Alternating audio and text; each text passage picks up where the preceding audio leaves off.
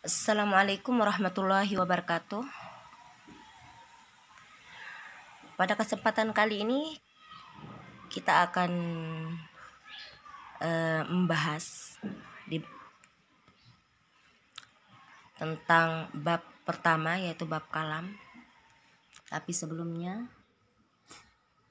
kita berdoa semoga Allah Subhanahu wa taala memberikan kita kemudahan di dalam belajar suatu ilmu, sehingga memberikan kita pemahaman, penambahan ilmu yang insya Allah akan bermanfaat bagi diri kita sendiri dan orang lain, insya Allah. Amin ya rabbal alamin. Bismillahirrahmanirrahim. Kalam, ya, ini buku yang sudah saya review ya di video sebelumnya, buku Ilmu Nahwu Kiai Haji Muhammad Anwar untuk belajar pemula. Kalam. Bismillahirrahmanirrahim.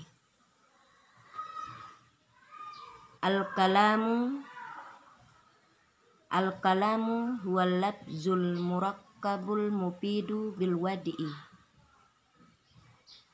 Kalam ialah lapas yang tersusun.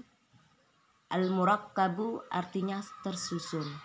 Kalam huwal lafzu, dia, huwa kembali ke lapas al-kalamu, al-lafzu lapas, al-murakkabu yang tersusun, al-mufidu ya yang berfaedah atau bermakna, bil wadi'i ya bermakna lengkap. Nanti kita terjelaskan apa itu wada ya.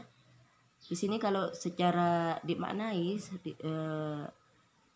yang ada di buku, kalam adalah lapas yang tersusun dan bermakna lengkap. Maksudnya kalam menurut istilah ahli ilmu nahwu ialah harus memenuhi 4 syarat. Ya. Nah, kalam ya sedikit saya jelaskan. Dalam ilmu nahwu disebut dengan kalam. Kalau dalam bahasa Indonesia disebut dengan kalimat. Nah, jadi kalam dalam bahasa nahwu, dalam bahasa Indonesia disebut dengan kalimat. Itu yang harus kita pahami. Nah, di sini dijelaskan bahwa yang dimaksud dengan kalam adalah lapas yang tersusun dan bermakna lengkap. Dalam bahasa Indonesia kalimat juga seperti itu. Jadi yang dimaksud dengan kalimat adalah susunan kata yang memiliki makna, ya kan? Nah, itu disebut dengan kalimat.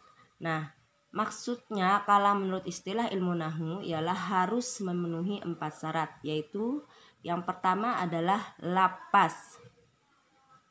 Nah, lapas yaitu as-sautul mustamilu ala ba'dil hurufil hijaiyati. Ucapan as-sautu kalau secara bahasa artinya suara atau ucapan, al-mustamilu yang mengandung, ala ba'di sebagian atas sebagian, hurufil hijaiyah yaitu huruf hijaiyah. Ucapan yang mengandung sebagian daripada huruf hijaiyah. Nah, misalnya kata contoh kitabun, kitab, majlisun, majlis atau tempat pertemuan, qalamun, pena, masjidun, masjid, dan sebagainya. Nah, contoh yang lain yang namanya contoh yang lain banyak, misalnya nafizatun, jendela ya. Nah, lapas itu suara yang mengandung huruf bagian daripada huruf hijaiyah, itu disebut lapas. Yang kita dengar itu lapas. Nah, tapi harus mengandung huruf hijaiyah, ini yang harus diingat.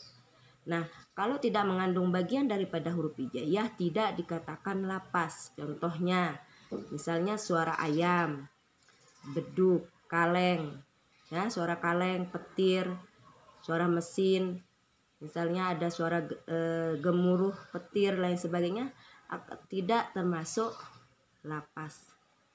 Nah, jadi itu yang diingat. Jadi harus mengandung bagian daripada huruf hijaiyah baru dikatakan lapas. Selanjutnya syarat yang kedua adalah murakab, tersusun.